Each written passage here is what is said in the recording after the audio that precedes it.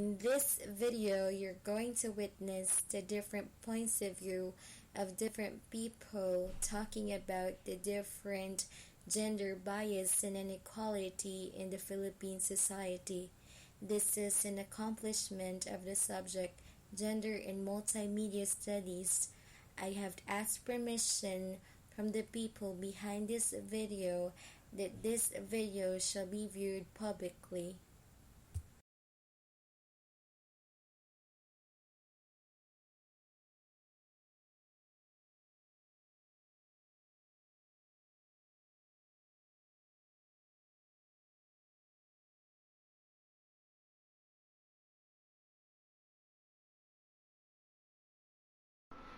Base sa aking obserbasyon, kapag sinasabi nating gawaing bahay, mga kababaihan na agad ang pumapasok sa ating isipan. Tradisyon na sa ating bansa na kapag ang mga babae na talaga ang gumagawa ng gawaing bahay.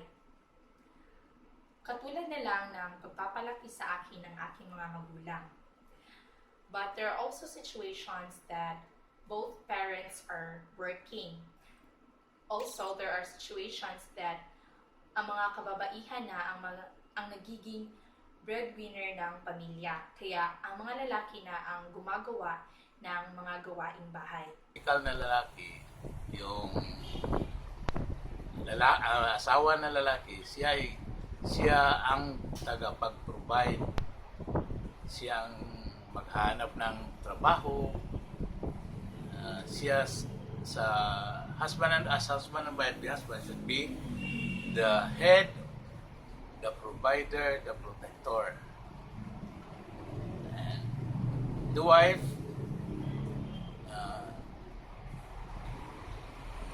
siya ang mag-nurture ng mga bata, tagapagluto, tagapaglaba. Meron ding pagbabago, meron ding hindi na nagpa-follow ng mga ganyan. May asawang nagtatrabaho na, nagpo-provide na. May asawa na lalaki na nandyan na lang sa bahay, nagkuha na ng mga gawain sa bahay, nagkuha ng mga bata, hatid sa eskwela. Yung asawa na ang babae na ang nagtatrabaho, nagpo-provide. Meron na rin, pero yung typical na Filipino husband and wife, meron pa rin, marami pa rin.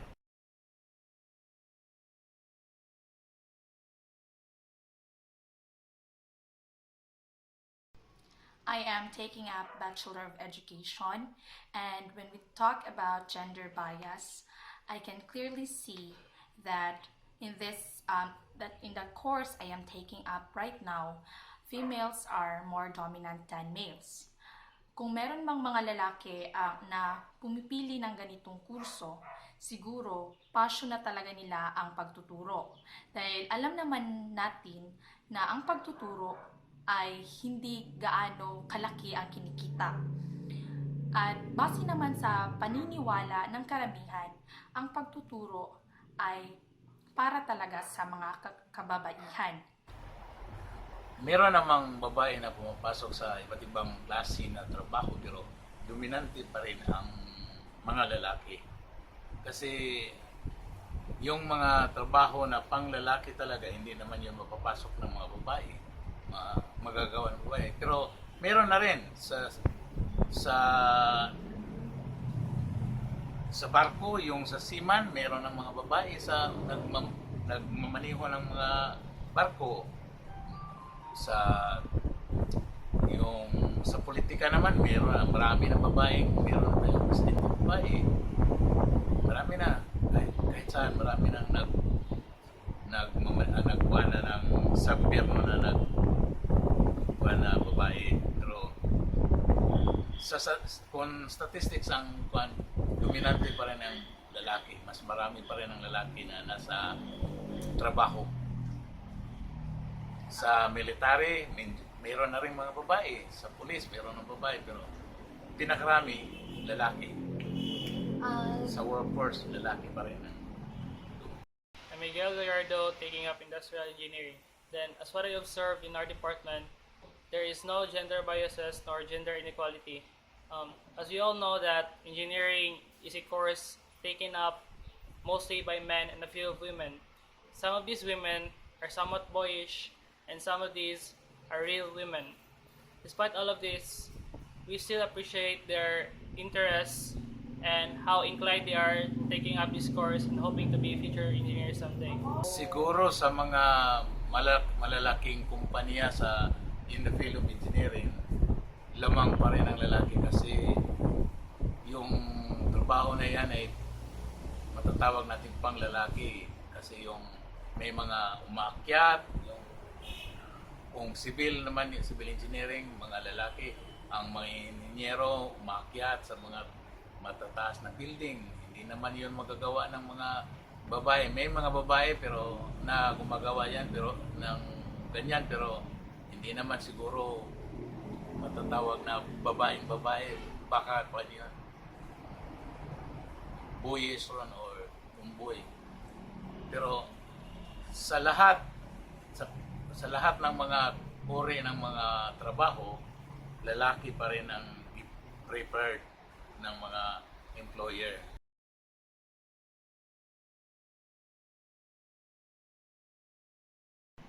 Good morning. This is Luella Vestil, Social Welfare Officer 1 of the City of Talisay. I am handling women, children, and youth. I've been with this work since 2002 with Liho Filipina Foundation as champion of women's advocacy.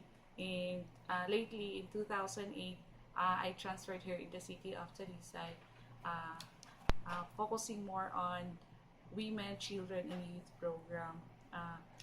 As of today, I am tasked to talk on about the hierarchical disposition of the gender of the women in the society nowadays. So based on our experiences as advocates on women and children's rights, there are indeed many cases of women experiencing violence such as physical abuse, emotional abuse, sexual abuse, and most especially is on the support level.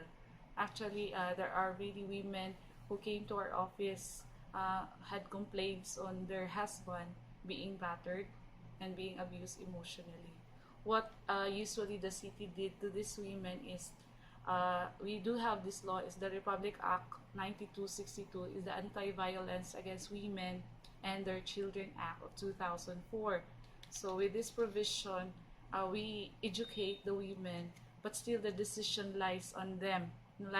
So more or less, they can avail protection order, and at the same time they can avail criminal case, or they can file a case against their husband. But in accordance to the law, there's no such thing as in a case of reconciliation in the barangay level.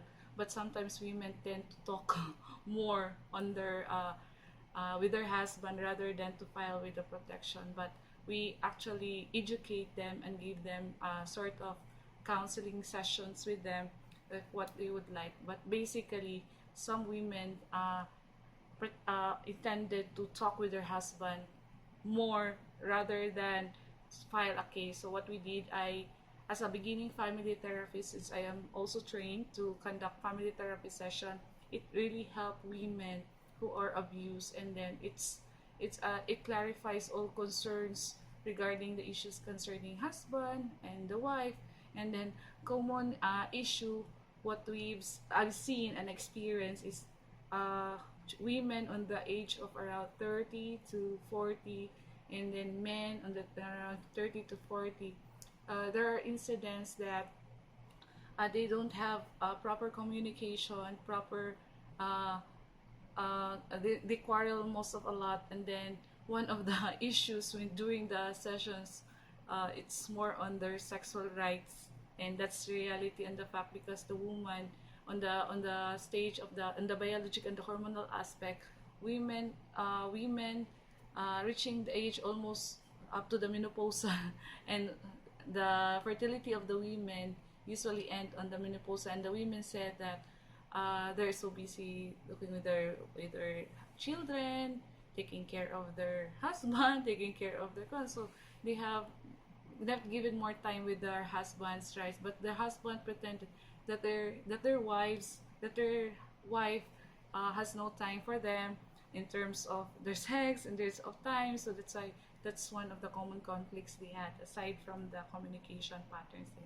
So far, what we did to these women is there are incidents that their conflict become reconciled, but there are incidents that they file a case, and some women file a case at the same time they avail the protection order.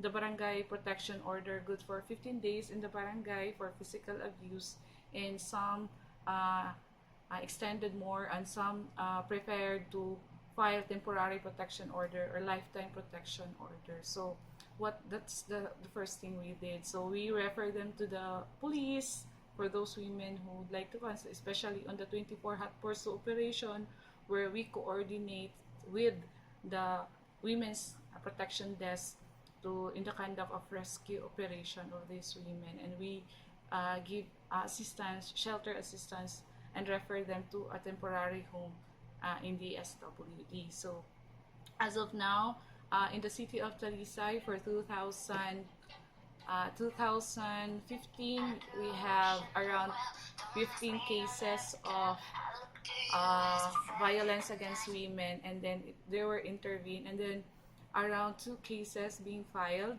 and then we don't have actual report on how many women who have successful cases, because one ironic thing we experience is when they file a case, the next day we saw those women they go together and and spend time together. So with these cases we experience, the city of Talisay facilitated conduct of responsible parenthood, advocacy on VAUC, advocacy to the urban poor leaders, advocacy. So we conducted series of activities for these women to the communities to gain more awareness about the difference about the sex and gender, and then what are the violence experienced by women, and then commonly they experience gender biases, and then they also experience marginalization.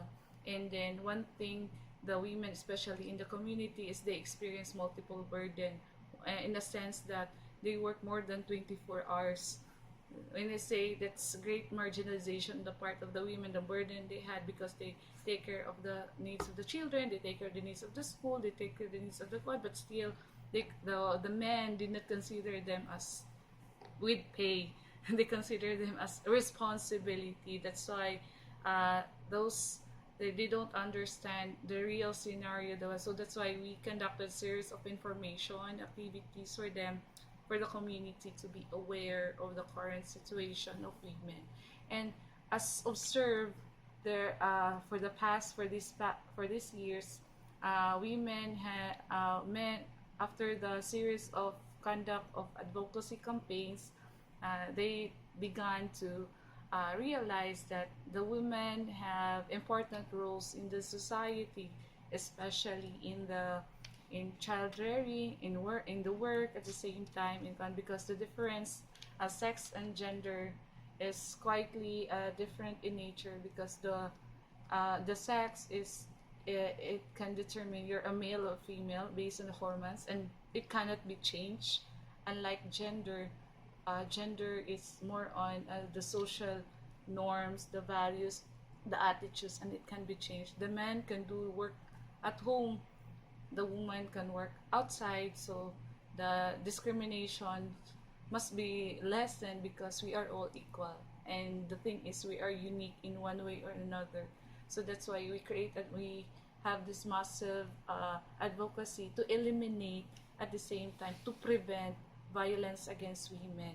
So as of now, as of today, at present, we are trying our best to help these women, at the same time to help men, because we not only help women but also we help men as well, because we have our own program of ERPAT, enhancement about responsibilities. We provide parent education session to the families, especially to fathers and to wives. And we also conduct parents, family dialogues and family outing and any other conduct of family to strengthen the family as well. So we are on and to tell you and then to share to you that City of Talisay, with our efforts to make City of Talisay a gender fair and gender responsive city, for 3 consecutive years we won the Hall of Fame for the most gender responsive LGU since 2008, 9, and 10. So was conducted by the Cebu Provincial Council for the Welfare of Women of the Cebu Province, and then City of Talisay won under the city and the component city category. So we could say that we have done great, and then we organize women, the Kalipi, and we organize them to be empowered at the same time, to know their rights, and they have the capacity, and they have the strength, and they have the power, and then they must be treated equally regardless of what the society tend to expected on them. But we believe that there's partnership between men and women to build a better Talisay and to build a gender responsive city. And with that, we will continue to have this advocacy, and we will continue to support women, especially men as well, in to create Talisay City a better place to live in and a gender responsive LGU. Thank you.